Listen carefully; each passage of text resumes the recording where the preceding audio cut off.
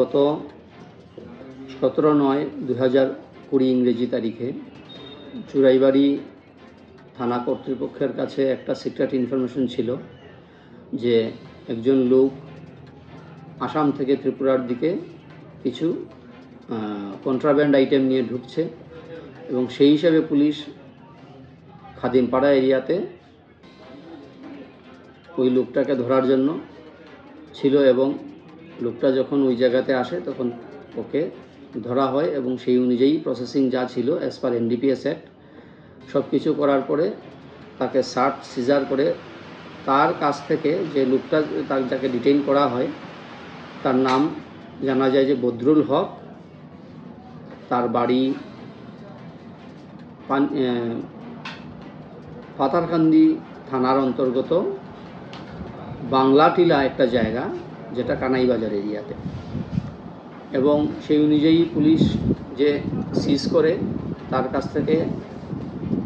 দুটো প্যাকেটের মধ্যে 12 গ্রাম করে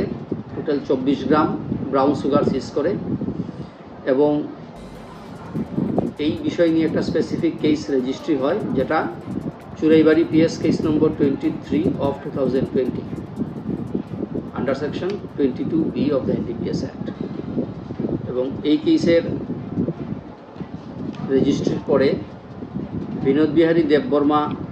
এই কেসের তদন্তভার নেন এবং টোটাল কেসের মধ্যে সাক্ষী, তারপর যে কন্ট্রাব্যান্ডগুলো সিজ করা হয় এফএসএলএ পরীক্ষা করে রিপোর্ট সাবমিট করে ফাইনালি চার্জশিট দেওয়া হয়। এই কেসটা যখন ট্রায়ালে উঠে, ট্রায়ালে আমাদের কোর্টে স্পেশাল এনডিপিএস 3/2021 এই কেসে রেজিস্ট্রি হয় এবং বদরুল হকের এগেইনস্টে প্রসিকিউশন তরফে আমি মামলাতে টোটাল 10 জন সাক্ষী এক্সামিন করি। আর্গুমেন্টে তার এগেইনস্টে যথেষ্ট প্রমাণ ছিল। আর্গুমেন্ট শেষে আজকে আমাদের স্পেশাল জাজ শ্রী অংশুমান দেববর্মা